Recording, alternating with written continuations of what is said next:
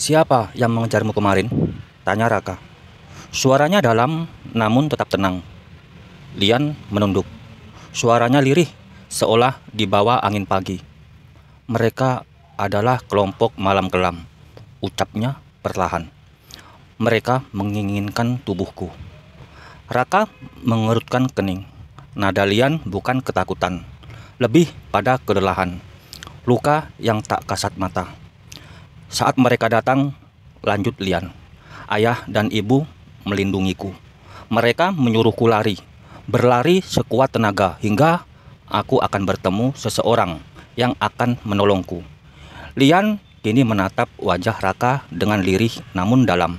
"Aku tak menyangka orang itu ternyata adalah Tuan." Raka menatapnya lekat, namun diam. Ia tak bisa menyangkal ada sesuatu dalam pertemuan mereka yang tidak kebetulan. Takdir seolah sudah menuliskan naskah ini jauh sebelum mereka lahir. "Sebelum aku lari, ayahku," dia mengeluarkan sebuah pedang, imbuh Lian lagi. Pedang yang aneh, cahaya lembutnya membelah malam seperti fajar. Dan ayah mengayunkannya perlahan, tapi cukup untuk menghentikan gerak 3 orang dari kelompok itu sekaligus. Aku bahkan tak tahu ayah dan ibu memiliki kemampuan seperti itu. Wajah Lian masih menatap puing-puing rumah yang kini hanya menyisakan arang dan abu. Ada genangan-kenangan di matanya, tapi tak satu pun air mata jatuh. Raka menghela napas dalam. Ia bisa merasakan aura masih tersisa di udara. Aura pedang kuno. Bukan sembarang senjata, ini adalah peninggalan dari zaman dinasti tua. Senjata yang hanya bisa digunakan oleh mereka yang telah menyatu dengan kekuatan spiritual tingkat tinggi. Dan yang lebih mengejutkan, orang tua Lian selama ini berhasil menyembunyikan semua itu. Bahkan Lian sendiri. Mereka bukan orang biasa. Bahkan Raka yakin mereka telah menyadari kehadirannya sejak ia berada berkilometer jauhnya dari tempat ini. Itu hanya bisa dilakukan oleh pendekar yang kekuatan spiritualnya sudah menyatu dengan alam. Dengan satu lirikan, Raka melihat garis takdir Lian. Tak sederhana anak desa biasa.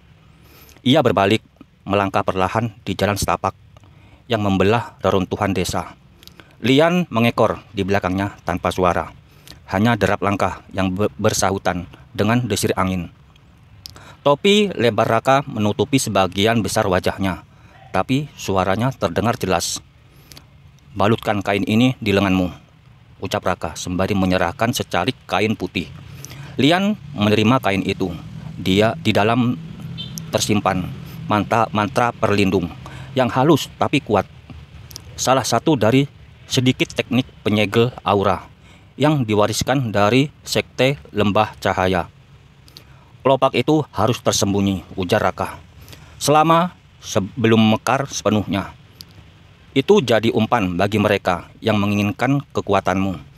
Hanya pendekar spiritual tingkat tinggi yang bisa merasakannya sekarang. Dan semoga mereka bukan musuh." Lian tak banyak bertanya. Ia tahu ada hal-hal yang belum saatnya ia mengerti. Ia membalutkan kain itu di lengannya dengan hati-hati, seolah menjaga rahasia dunia di bawahnya. Langkah kaki membawa mereka ke sebuah desa yang lebih hidup. Suasana pasar, bau rempah, dan hiruk-pikuk manusia menciptakan kontras dari reruntuhan desa yang baru saja mereka tinggalkan. Di tengah keramaian, mereka berdiri di depan sebuah kedai tua. Aroma masakan menyeruak dari dalam. "Kau lapar?" tanya Raka. Lian hanya mengangguk pelan sambil memegang perutnya yang mulai bersuara pelan. "Titisan 7 kelopak teratai pun masih manusia rupanya," gumam Raka dengan senyum kecil di sudut bibirnya. Lian hanya menatapnya dari balik topi lebar Raka yang ia pinjam. Tak memahami sepenuhnya maksud gumaman itu. Tapi Raka tahu, dan justru itu yang membuat semuanya lebih berbahaya. Ketidaktahuan Lian adalah pedang bermata dua. Bila kelopak itu tiba-tiba mekar dan Lian tak tahu cara mengendalikannya, maka bukan hanya tubuhnya yang terancam, tapi jiwa dan dunia ini bisa ikut berguncang. Di dalam kedai sederhana di sudut desa yang hiruk, Aroma kaldu panas dan uap teh rempah memenuhi udara. Raka dan Lian duduk bersisian di pojok ruangan, menghindari terlalu banyak pandangan. Namun, bahkan dalam keheningan, sesuatu dalam diri Lian terasa mulai berubah. Semenjak mereka memasuki desa ini, Lian merasa ada desir aneh dalam dadanya. Seolah sebuah suara yang tak terdengar mulai memanggil dari kejauhan. Jauh dari balik batas kesadaran dan ingatan. Setelah menyantap beberapa suap makanan hangat, tubuh Lian terasa ringan. Terlalu ringan. Matanya mulai buram. Suara di sekelilingnya melembut. Raka yang duduk di sampingnya baru menyadari saat kepala Lian tiba-tiba terkulai. "Lian!" Namun tubuh itu tetap diam. Raka menangkapnya tepat sebelum ia jatuh dari bangku. Ia meraba denyut nadi. Masih ada. Hening. Dalam. Tapi Lian bukan tak sadarkan diri biasa. Lian sedangkan di ruang antara dunia, Lian berdiri di tempat asing. Sebuah padang luas berselimut kabut perak. Langitnya tenang. Dan di tengah padang itu berdiri satu kolam tenang yang permukaannya seperti cermin. Di atas airnya melayang sebuah bunga teratai putih yang perlahan mulai merekah. Suara langkah ringan terdengar dari belakangnya. Lian berbalik. Seorang wanita berdiri di sana. Rambutnya panjang menjuntai seperti sutra cahaya. Matanya lembut namun memancarkan kebijaksanaan kuno.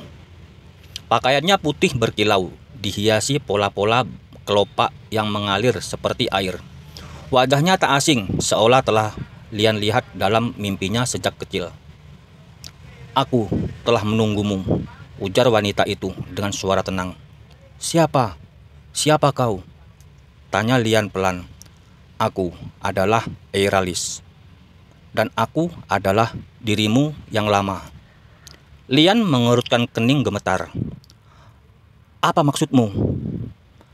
"Darahmu, jiwamu, bahkan nafasmu, semua membawa sisa-sisa diriku. Aku adalah penjaga teratai putih, pemilik ketujuh kelopaknya, yang terakhir namun di dunia yang fana. Tak ada kekuatan abadi, maka aku memilih kelahiran kembali, dan kau adalah wujud baruku." Kelopak teratai di tengah kolam mulai membuka satu demi satu. 1, 2, 3. Hingga kini sudah terbuka 4 kelopak. Lian menatapnya tak percaya. "Jadi semua ini tanda di lenganku, kelompok malam, kelam, semua karena aku?" Eiralis mengangguk. "Kelopak teratai adalah kunci. Ia bukan hanya lambang kekuatan, tapi juga beban. Setiap kelopak yang mekar akan membuka ingatan yang lama kau simpan. Dan kekuatan yang mengalir dalam dirimu akan bangkit." Lian mulai merasa jantungnya berdebar kuat. Di sekitar tubuhnya, kabut mulai berputar lembut, membentuk siluet-siluet kenangan gambar ayah dan ibunya. Bayangan sebuah kuil dan suara nyanyian doa dalam bahasa yang tak lagi dia mengerti. "Jangan takut," ujar Eiralis. "Aku akan muncul dalam mimpimu. Dan ketika waktunya tiba, aku akan membimbingmu hingga kau sanggup menerima semua kelopakmu." Lalu Eiralis mengulurkan tangan dan menekan lembut dahi Lian dengan telunjuknya. Sekejap, cahaya putih menyilaukan meledak dari antara mereka. Kita kembali ke dunia fana. "Lian!" Suara Raka terdengar penuh cemas. Mata Lian terbuka perlahan. Napasnya pendek tapi stabil. Ia memandangi wajah Raka, lalu beralih ke jari-jarinya yang gemetar. "Aku bertemu dengannya," bisiknya. "Siapa?" tanya Raka. "Namanya Eiralis." Raka membeku. Nama itu ia sudah lama mendengarnya. Ia pikir itu hanya tokoh dongeng, tapi kini dari mulut Lian sendiri nama itu disebutkan dengan jelas. "Aku adalah dirinya," ujar Lian lagi pelan. "Atau setidaknya bagian darinya." Raka menatap gadis itu dalam diam. Kini ia sadar perjalanan mereka baru saja dimulai. Kelopak yang keempat telah terbuka, dan para pemburu cahaya dan kegelapan, mereka pasti sudah merasakan itu. Malam turun perlahan, menyelimuti desa dengan kabut tipis. Di kejauhan suara serangga bersahutan, namun malam itu tak seperti malam biasa.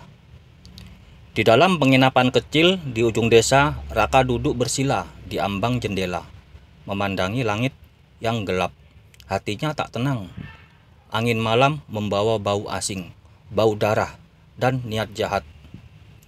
"Lian, bangun!" bisik Raka. Lian yang tertidur di sudut ruangan membuka mata perlahan. Wajahnya masih pucat, tapi matanya jernih. Ia belum sepenuhnya pulih dari pertemuannya dengan Airalis. "Ada yang datang," ujar Raka. Suaranya dingin. Tak sampai hitungan detik, suara langkah berat terdengar dari luar. Lalu satu persatu, sosok berjubah gelap muncul dari kegelapan. Mata mereka menyala merah samar, dan tangan mereka menggenggam senjata berukir simbol gelap. Ada 10 sosok. Diam, namun aura mereka menghantam udara seperti badai tak terlihat. "Kelompok Malam Kelam." "Serahkan gadis itu," ucap pemimpinnya. Suaranya seperti gesekan batu dengan besi. Raka berdiri, tubuhnya tegap. Ia tahu 10 orang itu bukan kelas biasa, tapi ia tak gentar. Ia bersiap mengangkat tangan. Namun, sebelum ia bergerak, Lian tiba-tiba berdiri sendiri. Langkahnya maju perlahan. Raka melirik cepat. Ada sesuatu dalam tatapan Lian yang berbeda. Tenang, dalam, namun asing. "Lian, mundur!" perintah Raka. Tapi Lian tidak menggubris. Para pengejar bergerak serentak. 10 sosok itu melompat sekaligus bagai bayangan petaka. Namun, tepat saat mereka melompat, udara di sekitar Lian mendadak hening, seolah waktu tertahan sesaat. Lalu, terjadilah ledakan cahaya putih lembut. Bukan panas, bukan keras, tapi memukul dengan kekuatan yang menembus daging dan tulang. Dan tiba-tiba tubuh Lian pun bercahaya. Ush! 10 sosok itu terhempas ke segala arah, bagaikan dedaunan yang diterbangkan angin ribut. Tubuh mereka melayang puluhan meter, menabrak pohon, tembok, tanah. Lalu hening, tak satu pun bangkit kembali. Raka hanya berdiri tertegun. Ia bahkan tidak sempat menarik napas. Lian berdiri di tengah kilauan kelopak putih yang mengambang di udara. Di belakangnya samar-samar muncul bayangan teratai raksasa dengan 4 kelopak mekar. Matanya memancarkan sinar perak, namun hanya sekejap. Kelopak itu menghilang, dan Lian limbung. Tubuhnya nyaris roboh sebelum Raka menangkapnya. "Lian!" serunya mengguncang bahunya.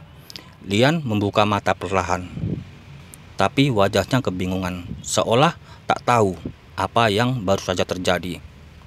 "Apa yang aku lakukan?"